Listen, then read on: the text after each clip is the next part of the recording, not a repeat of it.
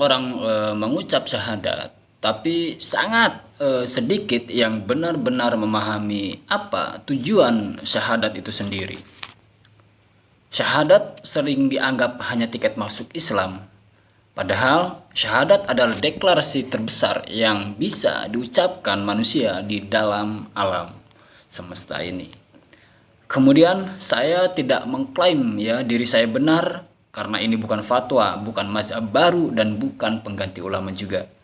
Ini hanya cara saya memandang syahadat secara filosofis dan metodologis. Karena kebenaran wahyu itu absolut pemahaman manusia selalu relatif. Nah, dan di ruang relatif itulah saya berbicara. Yang pertama, problem syahadat sering diucap tanpa dipahami. Banyak sekali orang menafsirkan syahadat dengan macam-macam tafsir ya.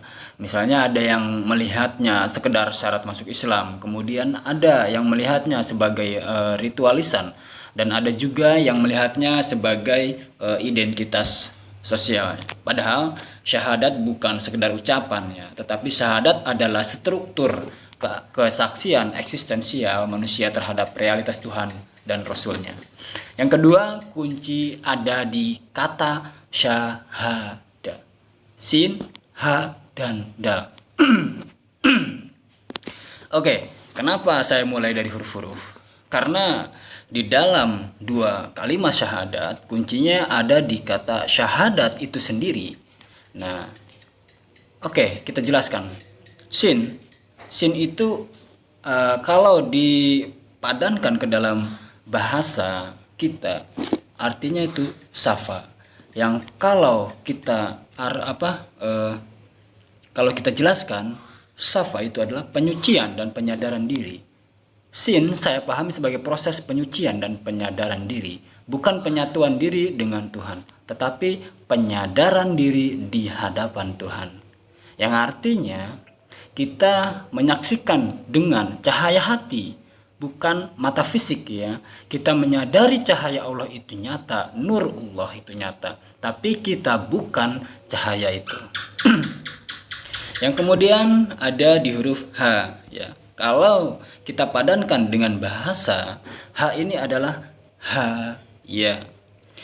yang artinya kesadaran spiritual melalui hati. H saya pahami sebagai kesadaran spiritual yang konektivitasnya itu melalui kolbu. Bukan hanya rasionalitas tapi kesadaran batin yang hidup. Iman bukan hanya logika, iman adalah kehadiran kesadaran Tuhan di dalam batin manusia itu sendiri. Nah, kemudian di huruf dal ini adalah dalalah. Nah, deklarasi kesaksian. Nah, dal menunjukkan pada deklarasi, bukan hanya merasa, tapi menyatakan secara sadar dan bertanggung jawab. Jadi syahadat itu bukan pengalaman privat Ia adalah deklarasi alam manusia di hadapan Tuhan dan alam semesta. Yang ketiga, dua objek kesaksian. Kita lihat di sini di dua kalimat syahadat ini ada dua objek kesaksian yang kita saksikan. Nah, transenden dan nyata. Nah, di dalam syahadat ada dua objek. Yang pertama, Allah itu sendiri, transenden, gaib, mutlak. Yang kedua, Muhammad, nyata, historis, dan pembawa wahyu. Nah, artinya syahadat itu mencakup dua ranah Batin menyaksikan Tuhan, dan lahir mengikuti Rasul. Nah, kalau hanya batin tanpa lahir, mistisisme liar. Paham? Nah, kalau hanya lahir tanpa batin, ritual kosong. Kemudian yang keempat, pijakan metodologis Al-Baqarah ayat 2. Kenapa saya pilih Al-Baqarah ayat 2? Sebelum bicara Tuhan secara filosofis, kita wajib berpijak pada metodologi Al-Qur'an. Dzalikal kitabu la raiba fihi hudalil muttaqin alladzina yu'minuna bil ghaibi wa yuqimuna sholata wa mimma razaqnahum yunfikun. Nah, di sini ada struktur iman. Nah, yang pertama iman kepada yang gaib. Yang kedua ibadah sebagai struktur hidup, dan yang ketiga etika sosial melalui infak. Nah, tauhid itu bukan hanya metafisik Tauhid adalah struktur spiritual, ritual, dan sosial. Mudah-mudahan kan paham sampai sini. Kemudian konsekuensi jika tidak ada pijakan. Jika kita tidak membuat pijakan dalam memahami syahadat ini. Kalau kita bicara Tuhan tanpa pijakan wahyu, tentu saja filsafat jadi spekulasi liar ya. Kemudian tasawuf juga jadi pengalaman subjektif tanpa kontrol. Kemudian konsekuensi jika tidak ada pijakan. Nah, kalau kita bicara Tuhan tanpa pijakan wahyu itu akan menjadi filsafat jadi spekulasi liar. Tasawuf jadi pengalaman subjektif tanpa kontrol. Dan teologi juga jadi debat kosong tanpa transformasi moral. Nah, tanpa wahyu, manusia berbicara tentang Tuhan dengan ego, bukan petunjuk. Ya. Makanya yang saya maksud dengan zalikal kitab, dengan petunjuk kitab itu untuk memahami Tuhan yang kita maksud. Kemudian yang kelima, menanamkan al-ikhlas sebagai benteng tauhid. Nah, setelah metodologi itu tertanam, barulah kita tanamkan surat al-ikhlas di dalam kolbu kita. Kenapa hanya 4 ayat ya? Karena al-ikhlas adalah deklarasi metafisika Tuhan paling padat dalam Al-Quran. Nah, 4 ayat ini mengunci yang pertama, Tuhan itu esa secara absolut. Kemudian yang kedua, semua bergantung kepadanya. Dan yang ketiga, dia tidak beranak dan tidak diperanakan. Dan yang keempat, tidak ada yang setara dengannya. Ini tuh bukan hanya ayat tauhid ya, ini arsitektur ketuhanan universal.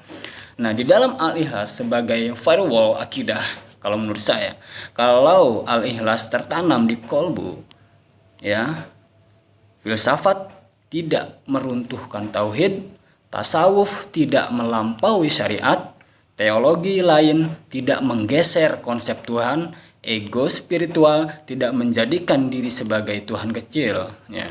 Jadi kita boleh berpikir setinggi apapun, tapi jangkar ontologi kita tetap ahad.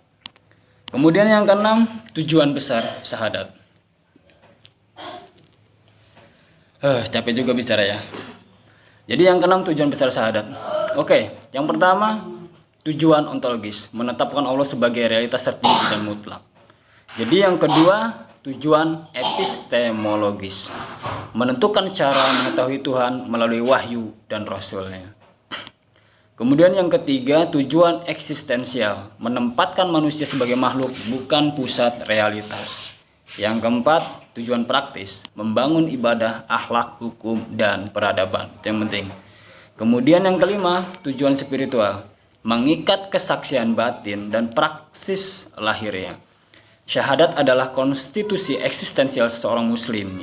Jadi kesimpulan utama, syahadat itu bukan hanya tiket masuk Islam, tapi syahadat adalah deklarasi alam kesadaran manusia. Ia menyatakan Allah adalah pusat realitas dan Muhammad adalah jalan memahami realitas itu sendiri, dan manusia adalah saksi bukan pusat. Jadi 4 ayat al-ikhlas itu mengunci Tuhan secara metafisika, dan Al-Baqarah memberi metodologi hidup. Syahadat mengikat semua dalam satu deklarasi eksistensial ya. Jadi tujuan syahadat bukan hanya membuat kita disebut muslim, tapi tujuan syahadat adalah membentuk kesadaran ontologis, epistemologis, eksistensial, dan spiritual manusia di hadapan Tuhan dan Rasul. Nah, syahadat adalah deklarasi bahwa hidup ini punya pusat, dan pusat itu bukan diri kita, tapi Allah.